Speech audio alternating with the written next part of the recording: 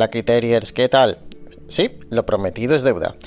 Sacamos las dos películas de la batalla de Iwo Jima que hicimos, Banderas de nuestros padres y Cartas de Iwo Jima, y ahora os voy a dar el contexto histórico de la batalla de Iwo Jima solamente. Tenía pensado sacar de la campaña del Pacífico, pero lo voy a dejar porque por aclamación popular me estáis pidiendo la serie de Pacific. Así que a partir de cuando la podamos grabar y sacar, iré metiendo pequeños spots al inicio de cada capítulo para que podáis entender el tema de la campaña del Pacífico punto por punto. Así, solamente hoy hablaré de la batalla de Iwo Jima, que en esa serie está pasada un poquito de soslayo. Así, la batalla de Iwo Jima, para que nos vayamos entendiendo, se libra entre el 19 de febrero y el 26 de marzo. Os sonarán las fechas más o menos por la publicación de nuestros podcasts. Es una duración de 36 días de 1945. Aunque, bueno, debemos de decir que la limpieza como tal de la isla no terminó hasta 1949, cuando se rindieron los últimos destacamentos japoneses escondidos en la isla, aunque hubo japoneses que se rindieron mucho más tarde. La batalla de Iwo Jima está codificada por el alto mando norteamericano como la Operación Detachment, Operación Destacamento. Y bueno, esta fue una de las batallas más sangrientas de la Segunda Guerra Mundial por el número de tropas implicadas, dada que, sobre todo la proporción, de la Guerra del Pacífico. Además, desde la perspectiva de los Estados Unidos, no fue un simple enfrentamiento más en la política del salto de rana que llevaban haciendo los norteamericanos mediante ataques anfibios a islas en el Pacífico Central y el Pacífico Sur. Ahora ya el escenario se trasladaba a lo que yo podría decir que es el Pacífico Norte.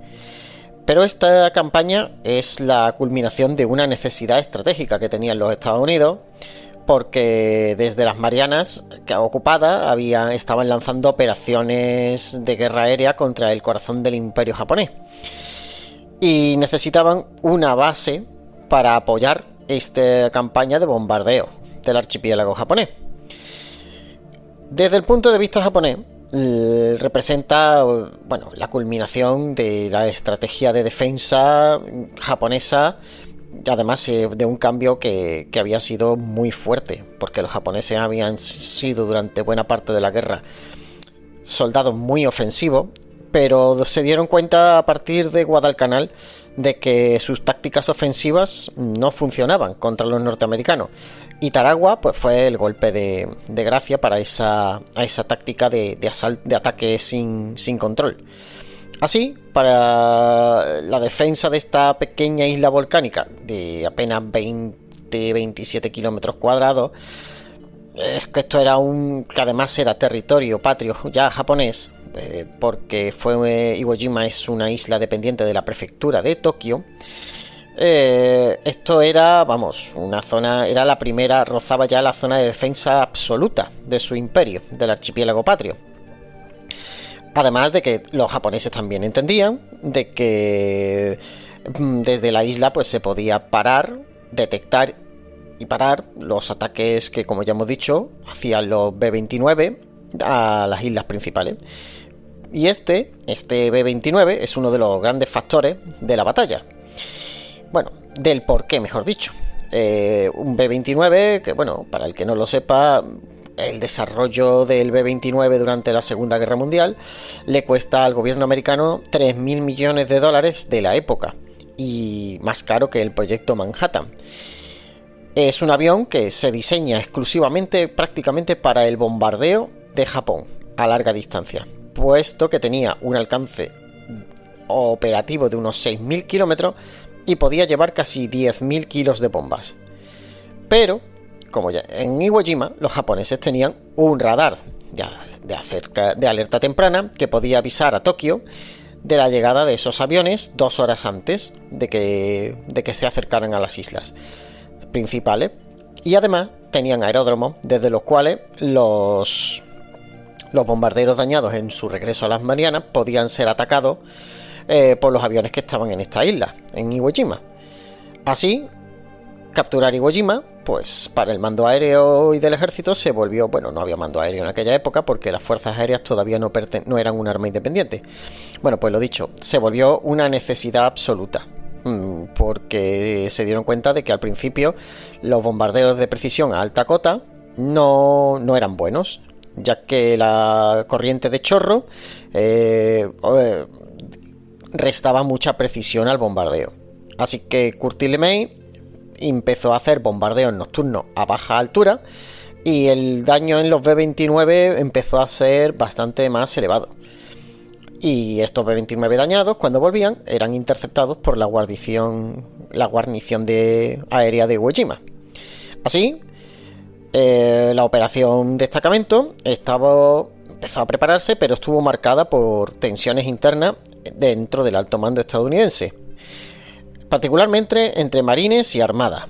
El mando de la armada fue asignado al almirante Raymond Spearance, el héroe de Midway, con el vicealmirante Richmond Kelly Turner al mando de la Fuerza Expedicionaria Conjunta y a Aullador Holland Smith como comandante de las fuerzas de tierra.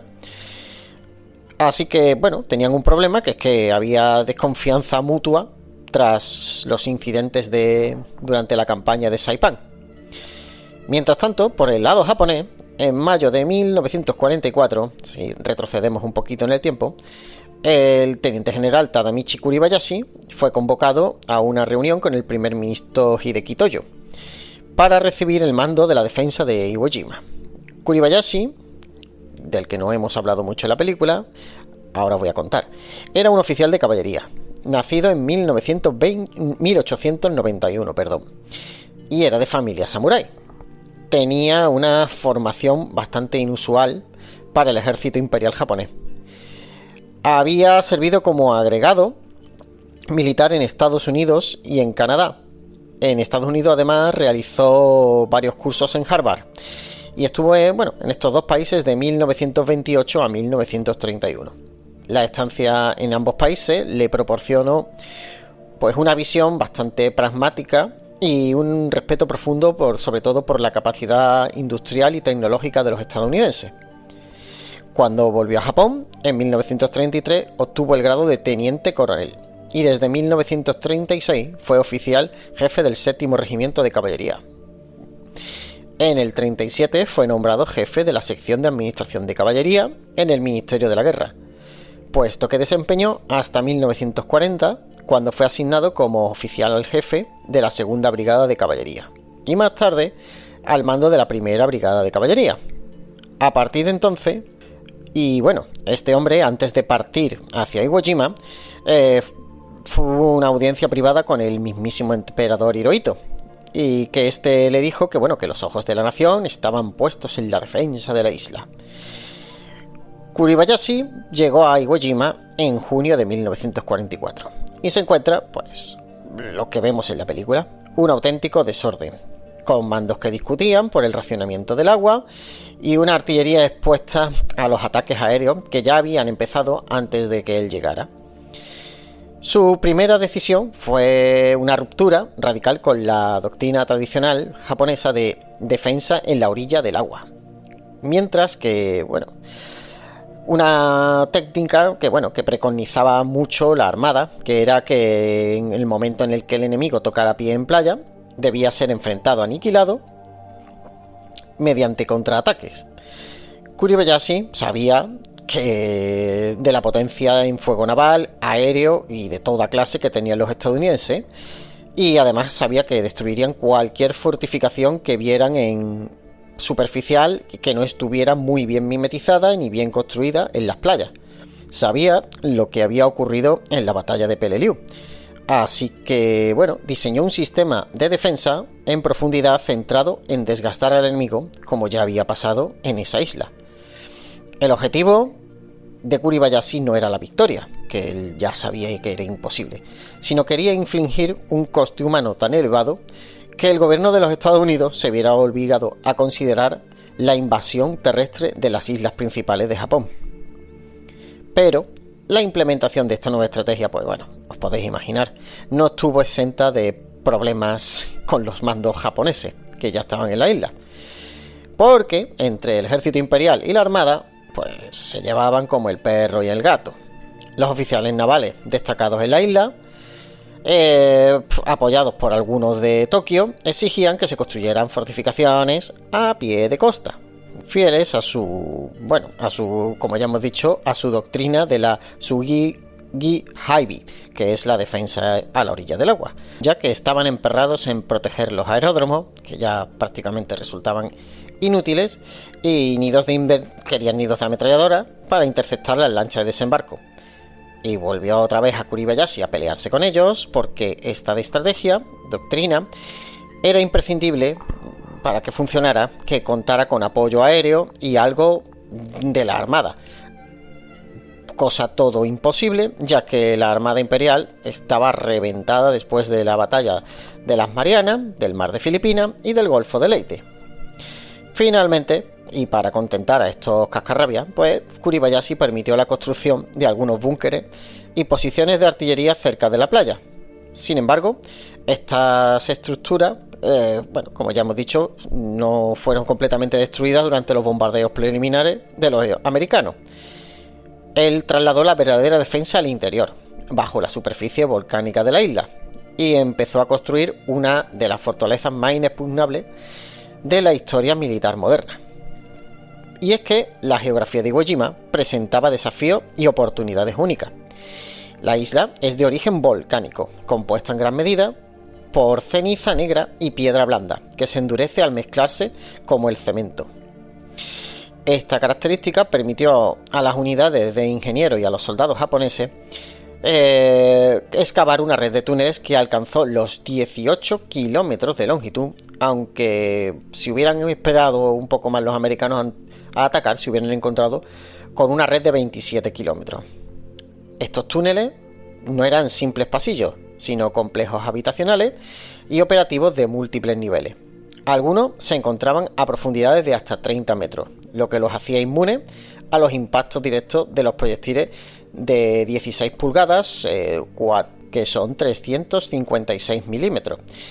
El sistema conectaba más de 1500 búnkeres de hormigón reforzado y las tropas podían desplazarse gracias a los túneles sin ser detectadas y además volver a ocupar posiciones que los marines ya creían haber limpiado.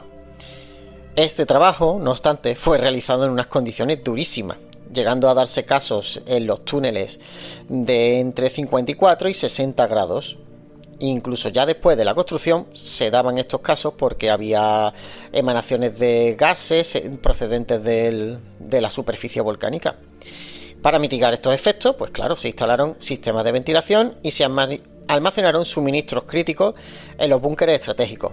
Por ejemplo, uno de los búnkers, el Nampo, sede del mando aéreo, estaba diseñado para resistir 3 meses de manera autosuficiente, ya que tenía sus propios generadores eléctricos, iluminación, depósitos de agua y combustible. El gran problema de la batalla fue tanto el agua potable como la comida. Sin fuentes naturales de agua, los soldados dependían totalmente de la recolección de agua de lluvia en barriles, la cual, se contaminaba con ceniza y azufre y provocaba fuertes brotes de disentería y diarrea. Y la comida, resultó que los suministros traídos de la isla resultaron insuficientes.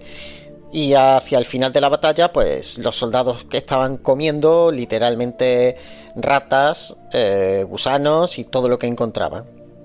Pero a finales de 1944, Kuribayashi ya había organizado sus tropas de 21.000 hombres aproximadamente, aunque era una amalgama de unidades terrestres y navales que debía de poner bajo un mando unificado, a pesar de que las rivalidades que ya hemos comentado. Así que Kuribayashi tuvo que poner los cojoncillos encima de la mesa y decir: aquí mando yo. Y además, ya de paso, reorganizó el empleo de la fuerza blindada y en lugar de utilizar los tanques del 26 regimiento que tenía del barón Nishi, los cuales eran, pues como ya os habéis imaginado, el Chiha era inútil. En vez de utilizarlo para los contraataques móviles, que bueno, los Sherman se los hubieran cepillado en nada, los enterró hasta la torreta en posiciones fijas y eran auténticos búnkers muy muy complicados. Y además, ya para rematar, para asegurar que sus hombres resistieran hasta el final y evitaran las cargas Banzai, Kuribayashi redactó un decálogo de conducta conocido como los valientes votos del combate, Sento Kando Sheigen. Este documento reflejaba su visión de una guerra de desgaste racionalizada y extrema, a diferencia del tradicional espíritu del Bushido, que a menudo buscaba, bueno, pues lo dicho, una muerte gloriosa en una carga frontal. Kuribayashi exigía una resistencia metódica y sangrienta desde las fortificaciones. Los puntos centrales de estos votos incluían la prohibición absoluta de morir hasta al menos haber matado 10 enemigos. Se instó a los soldados a convertir sus posiciones en tumbas, infiltrarse en las líneas enemigas para causar sabotajes y atacar tanques enemigos directamente con granadas de mano. Debo decir que lo del tema de infiltrarse en las líneas enemigas, los japoneses lo hacían fetén de noche. Este código, bueno, pues transformó la batalla en una lucha de túneles y cuevas donde el soldado japonés no aparecía hasta que el marine estaba a pocos metros. Y bueno, es el 16 de febrero la flota norteamericana inicia el bombardeo inicial. Y con una de las primeras polémicas de la batalla. Ya que, bueno, el general Smith, aullador loco, solicitó, basándose en las lecciones de Tarawa y Peleliu, un bombardeo de 10 días para destruir las defensas costeras y los búnkeres. Sin embargo, la armada al mando de Spruance y Turner decidieron limitar el bombardeo a solo 3 días. Tenían varios motivos. Primero, ahorrar munición. Segundo, que las unidades principales, en cuanto hubieran terminado el bombardeo, salieran de allí cagando leches por el tema de los ataques kamikaze. Y tercero, porque había que preparar la operación de Okinawa. Sin embargo, estos 3 días de bombardeo fueron bien aprovechados, ya que, bueno, se dispararon 18.263 obuses navales, y así más o menos desgranados. 3.347 de 356 milímetros a 406, 935 de 305, 3.394 de 203, 1.850 de 152 y 8.739 de 127 milímetros. Pero las cifras, porque al final la armada fue rotando barcos y continuó dando apoyo artillero a las operaciones terrestres, serían mucho más bestias en conjunto. Por ejemplo, proyectiles de 406, 2.433, de 356, 5.372. Y bueno, y puedo seguir hasta decir que finalmente la armada disparó un total de 187.451 proyectiles navales a una isla, lo que equivale más o menos a unos 7.000 kilómetros por kilómetro, 7.000 proyectiles, por kilómetro cuadrado. O sea, una salvajada. ¿Pero qué había pasado? Que la inteligencia estadounidense, pues, se equivocó al evaluar la capacidad defensiva de la isla. Basándose en lo que había pasado anteriormente en los desembarcos, sobre todo en los anteriores a Peleliu, ellos pensaron que los japoneses iban a defender la playa y a lanzar ataques suicidas Banzai. Así que, bueno, dedujeron que la isla caería en un plazo de 5 a 7 días. No se entendió que Kuribayashi había aprendido las lecciones de Peleliu y que se había fortificado la isla, pues casi como la otra isla de Peleliu. Unos aprendieron una lección y los otros, pues se ve que no. Así, el 19 de febrero después de los 3 primeros días de bombardeo naval, la primera ola de marines de la cuarta y quinta división desembarca en las playas del suroeste. Inicialmente, no hubo resistencia, fue engañosamente ligera, lo que permitió que miles de hombres y vehículos se acumularan en la estrecha franja de playa de Iwo Jima. Sin embargo, Kuribayashi, que estaba en las alturas del Motoyama, lo estaba observando todo y había ordenado a sus tropas retener el fuego hasta que las playas estuvieran atestadas de hombres, vehículos y material. Cuando los japoneses abrieron fuego, aproximadamente a las 10 de la mañana, la artillería, los morteros y las ametralladoras ocultas en el monte Tsujibachi y en las tierras altas del norte convirtieron la playa en una zona de aniquilación. Los marines se vieron atrapados en una arena que no ofrecía cobertura. Sus vehículos eran destruidos antes de poder salir de las zonas de impacto, porque además quedaban atascados, y fue una auténtica carnicería. Pero, a pesar de sufrir más de 2.400 bajas el primer día, los marines logran salir de la playa y cumplir sus objetivos iniciales: aislar el Suribachi y capturar el aeródromo número 1. Pero, se le había ido un poco en el costo humano la cosa a los planificadores. El monte Suribachi estaba siendo defendido era un sector, le había dado un mando propio Kuribayashi al coronel Kanehiko Akushi, que estaba al mando de unos 2.000 hombres. El volcán, el Suribachi había sido perforado en 7 niveles de cuevas y túneles, algunos de los cuales, es que me río porque es que fue una salvajada, de los cuales albergaban hospitales de campaña subterráneos y puestos de mando fortificados, artillería en las laderas, que tenían una visión perfecta de los flancos de las playas de desembarco y además de la fuerza de la armada, permitiendo un fuego de flanqueo que era mortal contra los defensores. A pesar de la ferocidad de la defensa, el problema era el aislamiento de la montaña, porque los marines cortaron literalmente la isla en ese trozo por la mitad. El trozo de la isla lo cortaron. Los marines cortaron el acceso a la base del volcán el tercer día de la batalla.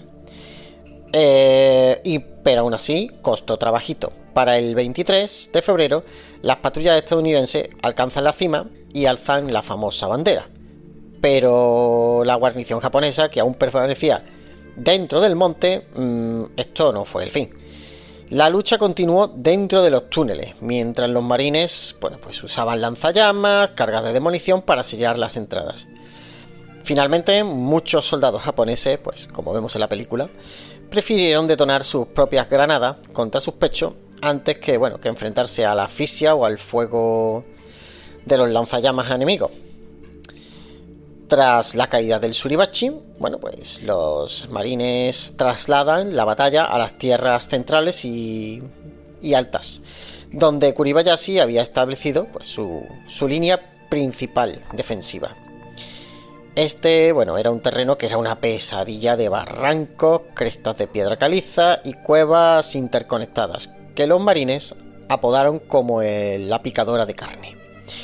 Este sector estaba defendido por la segunda brigada mixta independiente del general Sadasue Senda. Los puntos críticos de la picadora de carne incluían la colina 382, el Cerro del Pavo y el anfiteatro. La colina 382, Nidan Iwa para los japoneses, era la elevación más alta del norte y albergaba una estación de radar destrozada que servía como un puesto de observación maravilloso.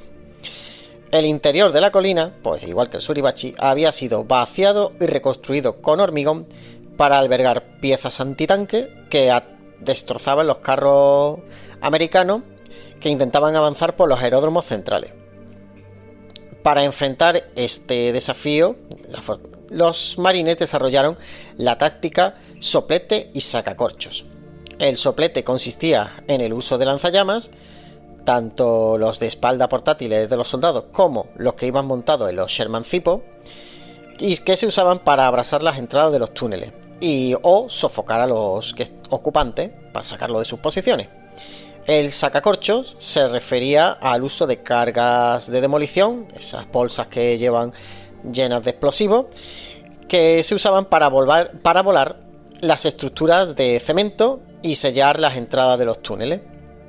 La perilla de la pava, o la Turkey-Knop, era otra masa de roca que albergaba un centro de comunicaciones hecho con hormigón a lo bestia. Los intentos de los marines de tomar esta posición por flanqueo a través del anfiteatro fue una carnicería. Vamos, les dieron pal pelo cada vez que intentaban tomar esa posición, ya que, bueno, el terreno estaba perfectamente calculado por los artilleros japoneses para ser barrido por fuegos cruzados de ametralladora, mortero y artillería. En esta zona la disciplina japonesa se mantuvo firme, o sea, no había carga banzai, etc. Las unidades de Senda lucharon hasta la aniquilación total antes de ceder metros en cada ataque. Pero la situación pues se fue deteriorando y a mediados de marzo la resistencia organizada ya se había reducido a un pequeño sector en el extremo noreste de la isla, en una zona en la que los marines llamaron la Garganta Sangrienta. Kuribayashi había trasladado su puesto de mando a una cueva al final de Kitano Point, y ya se encontraba rodeado y sin artillería. En la noche del 25 al 26 de marzo, Kuribayashi lideró un asalto final que rompió con su propia orden de las cargas banzai y lideró a unos 300 soldados japoneses supervivientes, incluyendo personal de la Armada y de las fuerzas aéreas que aún quedaban, en un ataque contra fuerzas de ingenieros y de la aviación americana cerca del aeródromo número 2. La lucha, debido a la falta ya de municiones de los japoneses, degeneró en un combate cuerpo a cuerpo caótico, que duró hasta el amanecer y que, le costó la vida a prácticamente todos los japoneses, y incluido, seguramente dicen que el propio Kuribayashi. Su cuerpo, nunca fue identificado, ya que parece ser que él se quitó sus insignias de general para morir como un soldado común, y que fue enterrado en algún lugar secreto por alguno de sus ayudantes. Oficialmente, la batalla de Iwo Jima había terminado el 26 de marzo. El coste humano había sido terrible. De los 21.000 hombres de Kuribayashi, 18.000 habían muerto y solo 216 habían caído prisioneros hasta ese momento. Para los marines había sido igualmente sangriento. 6.821 muertos, 19.709 heridos y 2 prisioneros. Incluso después de que la isla fuera declarada oficialmente segura al finalizar la batalla el 26 de marzo, he dicho 18.000 muertos y 216 heridos de 21.000 hombres. ¿Qué pasaba? Que 3.000 japoneses aún estaban en la isla, en pequeños grupos dentro de las cavernas.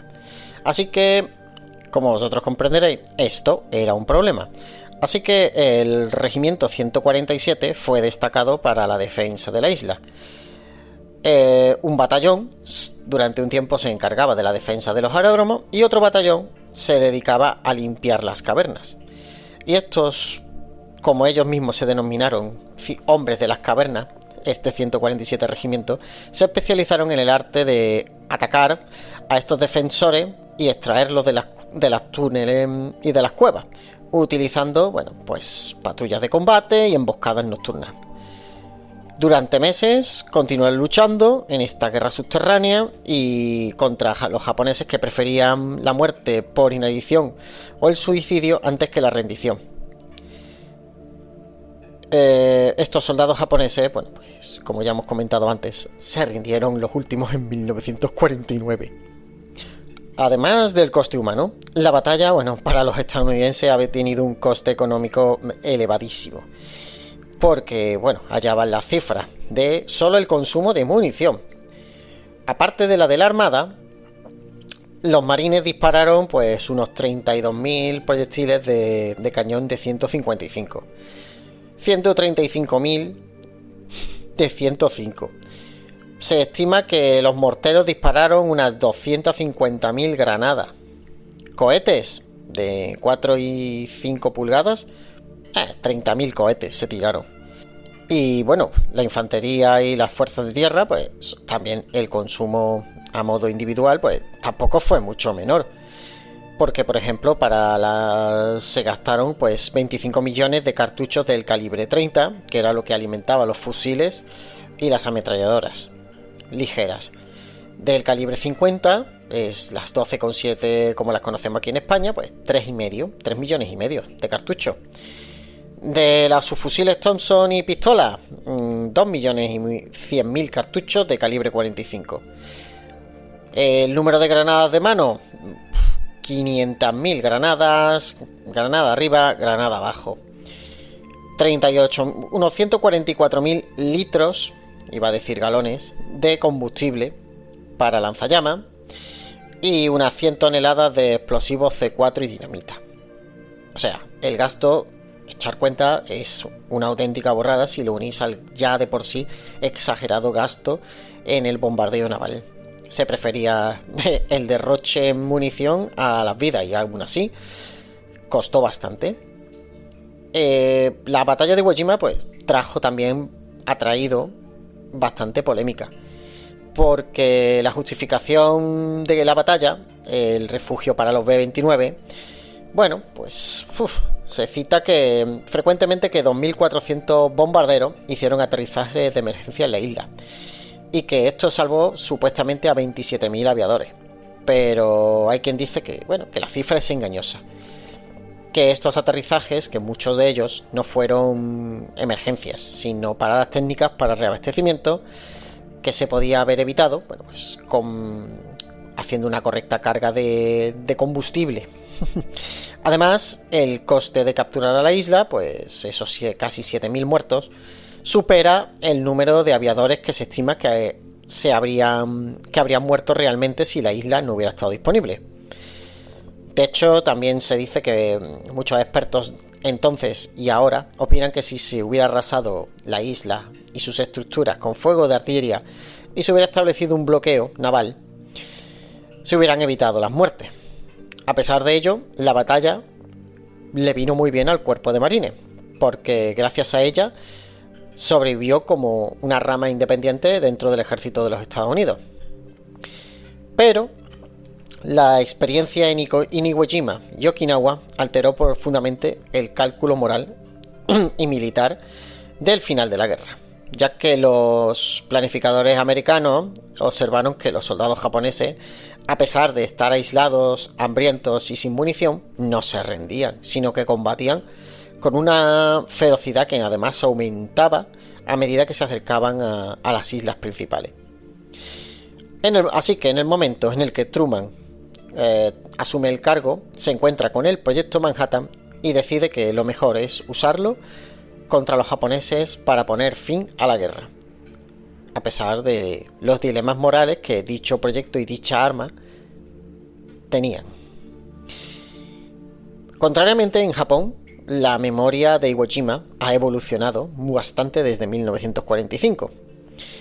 Durante décadas, la batalla fue vista como un símbolo de sacrificio inútil impuesto por un régimen autoritario y militarista. Sin embargo, con el tiempo, la figura de Kuribayashi y de la isla y de esos soldados que la defendieron ha sido objeto de una rehabilitación histórica, que lo presenta a él como un profesional atrapado en una tragedia moral y a sus hombres como unos héroes que las nuevas generaciones han ido descubriendo. En definitiva, la batalla de Iwo Jima fue la penúltima gran batalla de la campaña del Pacífico. Luego vendría Okinawa, que bueno, también llenaría de horror el corazón de los militares norteamericanos, y lo cual, pues como ya hemos dicho, traería el bombardeo atómico de Hiroshima y Nagasaki y el final de la guerra. Pues sin más, esta es el breve contexto histórico de la batalla de Iwo Jima. Más o menos he intentado que entendáis lo que no se ha podido ver en las películas. aunque la verdad es que Clint Eastwood lo hizo bastante bien.